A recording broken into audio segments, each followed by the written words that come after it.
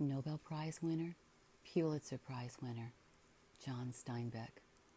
From one of his earlier works, The Pastures of Heaven, a short story was added as the last chapter to The Red Pony, known as Junius Maltby. It is not included in all editions, but you'll hear it here in 2 parts.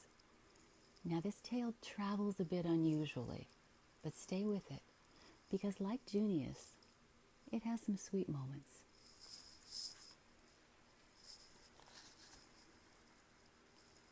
Junius Maltby was a small young man of good culture, family, and decent education. When his father died bankrupt, Junius got himself inextricably entangled in a clerkship against which he feebly struggled for 10 years. After work, Junius retired to his furnished room, patted the cushions of his Morris chair, and spent the evening reading. Stevenson's essays, he thought, nearly the finest thing in English. He read Travels with a Donkey many times. One evening, soon after his 35th birthday, Junius fainted on the steps of his boarding house. When he recovered consciousness, he noticed for the first time that his breathing was difficult and unsatisfactory. He wondered how long it had been that way. The doctor whom he consulted was kind and even hopeful. "Oh, you're by no means too far gone to get well," he said. "But you really must take those lungs out of San Francisco. If you stay here in the fog, you won't live a year. Move to a warm, dry climate." The accident to his health filled Junius with pleasure, for it cut the strings he'd been unable to sever for himself. He had $500. Not that he ever saved any money, he just simply forgot to spend it. "With that much," he said, "I'll either recover and make a clean new start, or else I'll die and be through with the whole business." A man in his office told him of the warm, protected valley, the pastures of heaven, and Junius went there immediately. The name pleased him. "It's either an omen that I'm not going to live," he thought, "or else it's a nice symbolic substitute for death." He felt that the name meant something personal to him, and he was very glad, because for 10 years, nothing in the world had been personal to him. There were, in the pastures of heaven, several families who wanted to take boarders. Junius inspected each one, and finally went to live on the farm of the widow Quaker. She needed the money, and besides, he could sleep in a shed separated from the farmhouse. Mrs. Quaker had 2 small boys and kept a hired man to work the farm. The warm climate worked tenderly with Junius's lungs. Within a year, his color was good, and he had gained in weight. He was quiet and happy on the farm, and what pleased him more, he had thrown out the 10 years of the office and had grown superbly lazy. Junius's thin blonde hair went uncombed. He wore his glasses far down on his square nose, for his eyes were getting stronger, and only the habit of feeling spectacles caused him to wear them. Throughout the day, he had always some small stick protruding from his mouth, a habit only the laziest and most ruminative of men acquire. This convalescence took place in 1910. In 1911, Mrs. Quaker began to worry about what the neighbors were saying. When she considered the implication of having a single man in her house, she became upset and nervous. As soon as Junius's recovery seemed sure beyond doubt, the widow confessed her trepidations. He married her immediately and gladly. Now he had a home and a golden future, for the new Miss Maltby owned 200 acres of grassy hillside and 5 acres of orchard and vegetable bottom. Junius sent for his books, his Morris chair with the adjustable back, and his good copy of Velázquez's Cardinal. The future was a pleasant and sunshiny afternoon to him. Mrs. Maltby promptly discharged the hired man and tried to put her husband to work. But in this she encountered a resistance the more bewildering because it presented no hard front to strike at. During his convalescence, Junius had grown to love laziness. He liked the valley and the farm, but he liked them as they were. He didn't want to plant new things, nor tear out old. When Mrs. Maltby put a hoe in his hand and set him to work in the vegetable garden, she found him, likely enough, hours later, dangling his feet in the meadow stream and reading his pocket copy of Kidnapped. He was sorry. He didn't know how it happened, and that was the truth. At first, she nagged him a great deal about his laziness and his sloppiness of dress, and he soon developed a faculty for never listening to her. It would be impolite, he considered, to notice her when she was not being a lady. It would be like staring at a cripple. And Mrs. Maltby, after she had battered at his resistance of fog for a time, took to sniveling and neglecting her hair. Between 1911 and 1917, the Maltbys grew very poor. Junius simply would not take care of the farm.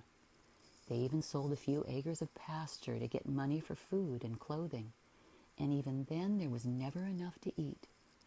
Poverty sat cross-legged on the farm, and the Maltbys were ragged.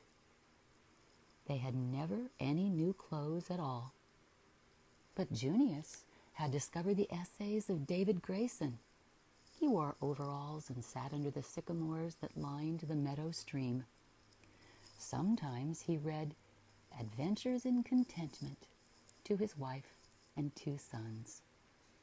Early in 1917, Mrs. Maltby found that she was going to have a baby, and late in the same year, the wartime influenza epidemic struck the family with a dry viciousness. Perhaps because they were undernourished, the 2 boys were stricken simultaneously. For 3 days, the house seemed filled to overflowing with flushed, feverish children, whose nervous fingers strove to cling to life by the threads of their bedclothes. For 3 days they struggled weakly, and on the 4th, both of the boys died. Their mother didn't know it, for she was confined, and the neighbors who came in to help in the house hadn't the courage nor the cruelty to tell her. The black fever came upon her while she was in labor and killed her before she ever saw her child. The neighbor women who helped at the birth told the story throughout the valley that Junius Maltby read books by the stream while his wife and children died. But this was only partly true. On the day of their seizure, he dangled his feet in the stream because he didn't know they were ill. But thereafter, he wandered vaguely from one to the other of the dying children and talked nonsense to them. He told the eldest boy how diamonds are made. At the bedside of the other, he explained the beauty, the antiquity, and the symbolism of the swastika. One life went out while he read aloud the 2nd chapter of Treasure Island, and he didn't even know it had happened. until he finished the chapter and looked up. During those days, he was bewildered. He brought out the only things he had and offered them, but they had not potency with death. He knew in advance they wouldn't have, and that made it all the more terrible to him. When the bodies were all gone, Junius went back to the stream and read a few pages of Travels with a Donkey. He chuckled uncertainly over the obstinacy of Modestine, who, but Stevenson could have named a donkey Modestine. One of the neighbor women called him in and cursed him so violently that he was embarrassed and didn't listen. She put her hands on her hips and glared at him with contempt. And then she brought his child, a son, and laid it in his arms. When she looked back at him from the gate, he was standing with the howling little brute in his arms. He couldn't see any place to put it down, so he held it for a long time. The people of the valley told many stories about Junius. Sometimes they hated him with the loathing busy people have for lazy ones, and sometimes they envied his laziness. But often they pitied him because he blundered so. No one in the valley ever realized that he was happy. They told how, on a doctor's advice, Junius bought a goat to milk for the baby. He didn't inquire into the sex of his purchase, nor give his reason for wanting a goat. When it arrived, he looked under it and very seriously asked, "Is this a normal goat?" "Sure," said the owner. "But shouldn't there be a bag or something immediately behind the hind legs? For the milk, I mean." The people of the valley roared about that. Later, when a new and better goat was provided, Junius fiddled with it for 2 days and could not draw a drop of milk. He wanted to return this goat as defective until the owner showed him how to milk it. Some people claimed that he held the baby under the goat and let it suck its own milk, but this was untrue. The people of the valley declared they didn't know how he ever reared the child. One day, Junius went into Monterey and hired an old German to help him on the farm. He gave his new servant $5 on account and never paid him again. Within 2 weeks, the hired man was so entangled in laziness that he did no more work than his employer. The two of them sat around the place together, discussing things which interested and puzzled them. How color comes to flowers, whether there is a symbology in nature, where Atlantis lay, how the Incas interred their dead. In the spring, they planted potatoes, always too late, and without a covering of ashes to keep the bugs out. They sowed beans and corn and peas and watched them for a time, and then forgot them. The weeds covered everything from sight. It was no unusual thing to see Junius burrow into a perfect thicket of mallow weeds and emerge carrying a pale cucumber. He had stopped wearing shoes because he liked the feeling of the warm earth on his feet, and because he had no shoes. In the afternoon, Junius talked to Jacob Stutz a great deal. "You know," he said, "when the children died, I thought I'd reached a peculiar high peak of horror. Then, almost while I thought it, the horror turned to sorrow. Then the sorrow dwindled to sadness. I didn't know my wife nor the children very well, I guess. Perhaps they were too near to me. It's a strange thing, this knowing. It is nothing but an awareness of details. There are long-visioned minds and short-visioned. I've never been able to see things that are close to me. For instance, I am much more aware of the Parthenon than of my own house over there." Suddenly, Junius's face seemed to quiver with feeling, and his eyes brightened with enthusiasm. "Jacob," he said, "have you ever seen a picture of the frieze of the Parthenon?" "Oh, yes, and it is good, too," said Jacob. Junius laid a hand on his hired man's knee. "Those horses," he said, "those lovely horses, bound for a celestial pasture. Those eager and yet dignified young men setting out for an incredible fiesta that's being celebrated just around the cornice. I wonder how a man can know what a horse feels like when it is very happy. And that sculptor must have known, or he couldn't have carved them so well." And that was the way it went. Junius could not stay on a subject. Often the men went hungry because they failed to find a hen's nest in the grass when it came to supper time. The son of Junius was named Robert Louis. Junius called him that when he thought of it, but Jacob Stutz rebelled at what he considered a kind of literary preciousness. "Boys must be named like dogs," he maintained. "One sound is sufficient for the name. Even Robert is too long. He should be called Bob." Jacob nearly got his way. "I'll compromise with you," said Junius. "We'll call him Robbie. Robbie is really shorter than Robert, don't you think?"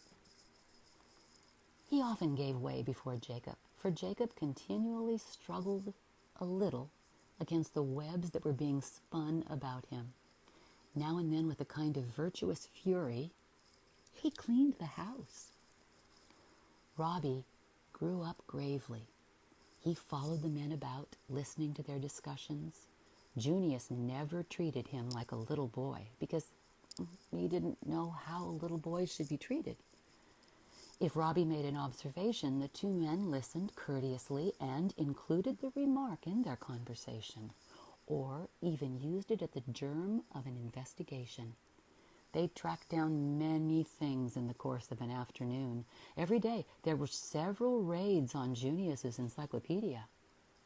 A huge sycamore put out a horizontal limb over the meadow stream, and on it the three sat, the men hanging their feet into the water and moving pebbles with their toes, while Robbie tried extravagantly to imitate them. Reaching the water was one of his criteria of manhood. Jacob had by this time given up shoes. Robbie had never worn any in his life. The discussion was erudite. Robbie couldn't use childish talk, for he'd never heard any. They didn't make conversation. Rather, they let a seedling of thought sprout by itself, and then watched with wonder while it sent out branching limbs. They were surprised at the strange fruit their conversation bore, for they didn't direct their thinking, nor trellis nor trim it the way so many people do. There on the limb the three sat. Their clothes were rags, and their hair was only hacked off to keep it out of their eyes. The men wore long, untrimmed beards. They watched the water skaters on the surface of the pool below them, a pool which had been deepened by idling toes. The giant tree above them whisked softly in the wind and occasionally dropped a leaf like a brown handkerchief. Robbie was 5 years old. "I think sycamore trees are good," he observed when a leaf fell into his lap. Jacob picked up the leaf and stripped the parchment from its ribs. "Yes," he agreed. "They grow by water.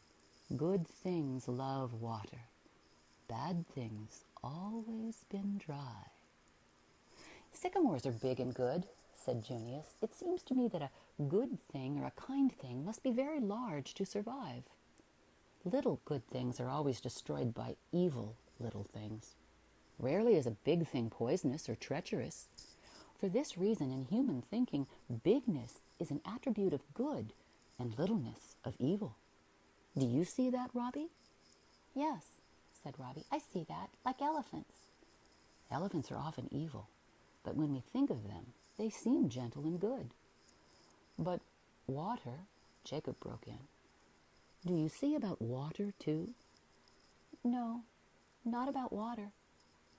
"But I see," said Junius. "You mean that water is the seed of life. Of the three elements, water is the sperm, earth, the womb, and sunshine, the mold of growth." Thus they taught him nonsense. The people of the pastures of heaven recoiled from Junius Maltby after the death of his wife and his 2 sons. Stories of his callousness during the epidemic grew to such proportions that eventually they fell down of their own weight and were nearly forgotten. But although his neighbors forgot that Junius had read while his children died, they could not forget the problem he was becoming. Here, in the fertile valley he lived in fearful poverty, while other families built small fortunes, bought Fords and radios, put in electricity, and went twice a week to the moving pictures in Monterey or Salinas. Junius degenerated and became a ragged savage. The men of the valley resented his good bottom land, all overgrown with weeds, his untrimmed fruit trees, and his fallen fences. The women thought with loathing of his unclean house, with its littered dooryard and dirty windows. Both men and women hated his idleness and his complete lack of pride. For a while they went to visit him, hoping by their neat examples to drag him from his slothfulness. And he received them naturally and with the friendliness of equality. He wasn't a bit ashamed of his poverty, nor of his rags. Gradually, his neighbors came to think of Junius as an outcast. No one drove up the private road to his house anymore. They outlawed him from decent society and resolved never to receive him should he visit them. Junius knew nothing about the dislike of his neighbors.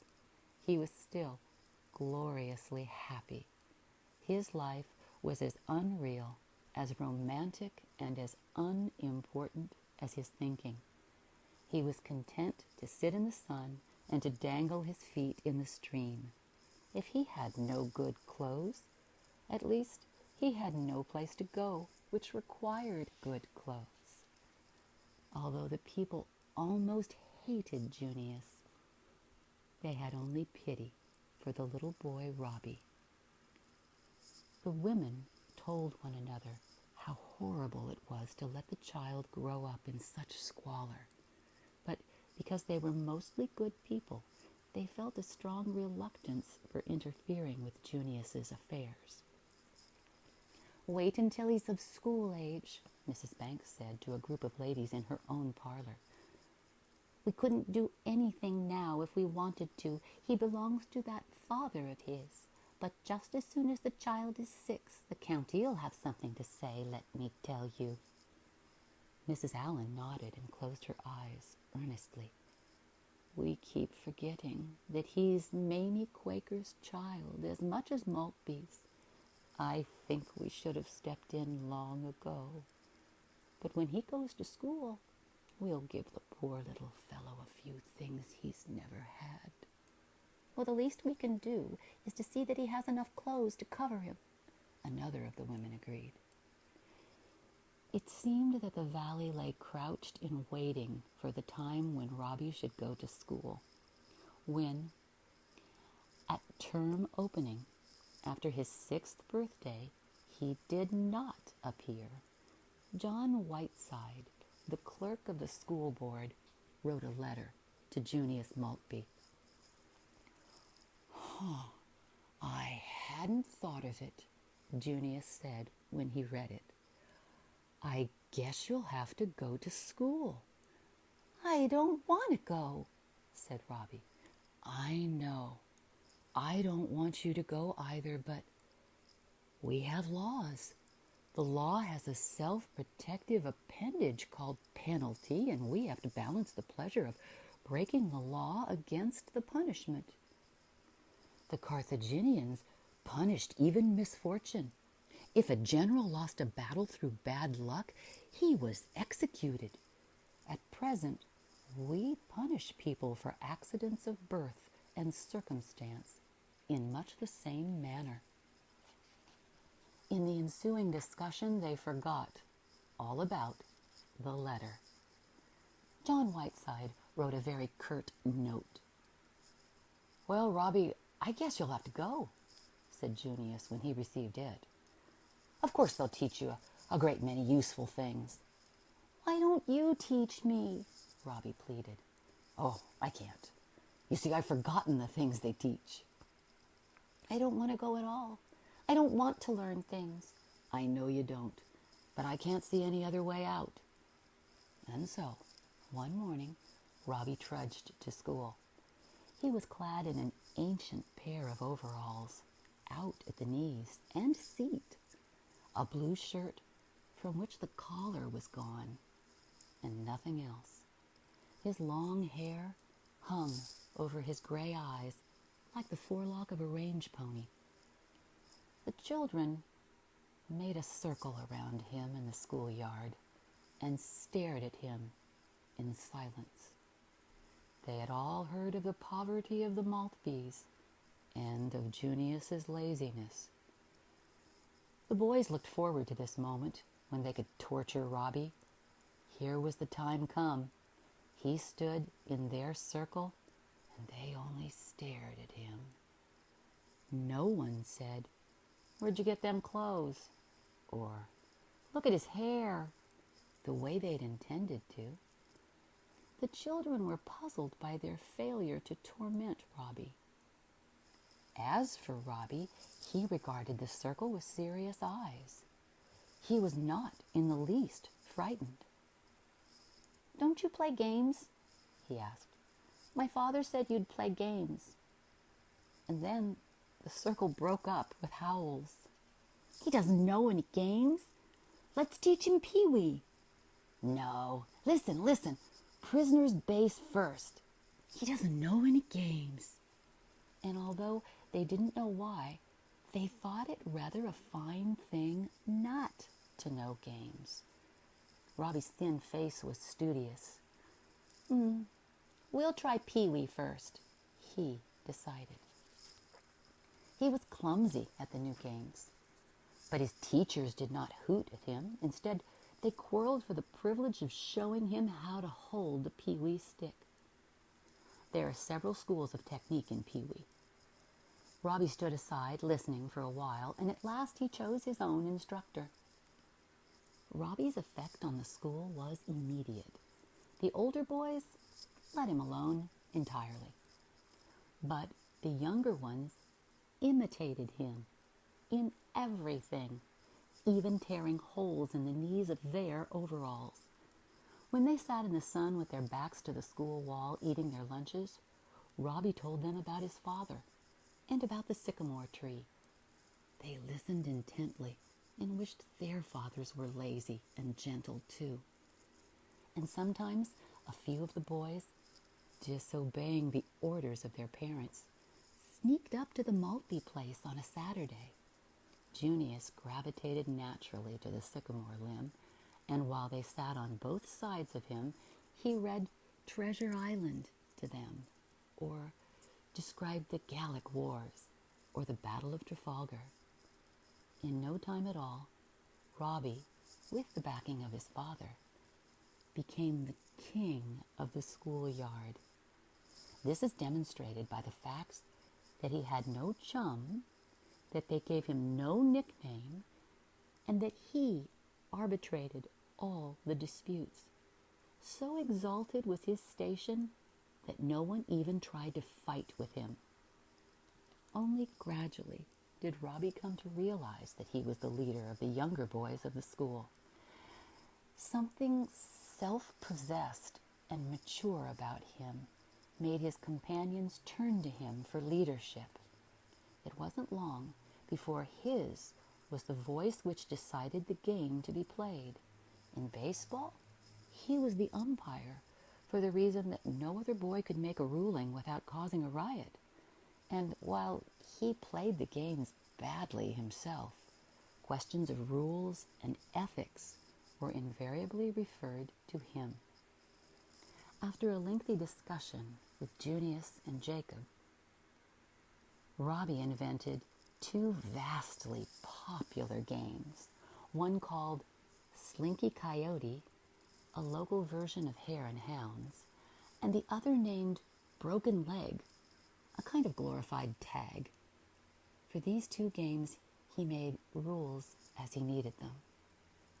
Miss Morgan's interest was aroused by the little boy, for he was as much a surprise in the schoolroom as he was in the yard. He could read perfectly, and he used a man's vocabulary, but he could not write. He was familiar with numbers, no matter how large, yet he refused to learn even the simplest arithmetic. Robbie learned to write with the greatest of difficulty. His hand wavered crazy letters on his school pad. At length, Miss Morgan tried to help him. "Take one thing and do it over and over until you get it perfectly," she suggested. "Be very careful with each letter."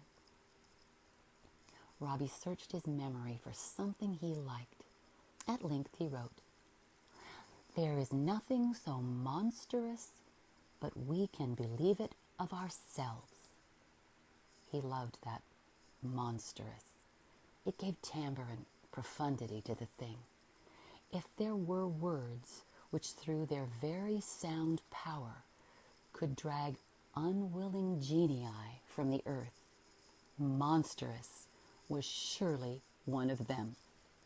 Over and over he wrote the sentence, putting the greatest of care and drawing on his monstrous. At the end of an hour, Miss Morgan came to see how he was getting on. "Why, Robert, where in the world did you hear that?" "It's from Stevenson, ma'am. My father knows it by heart almost." Of course, Miss Morgan had heard all the bad stories of Junius, and in spite of them, had approved of him. But now she began to have a strong desire to meet him.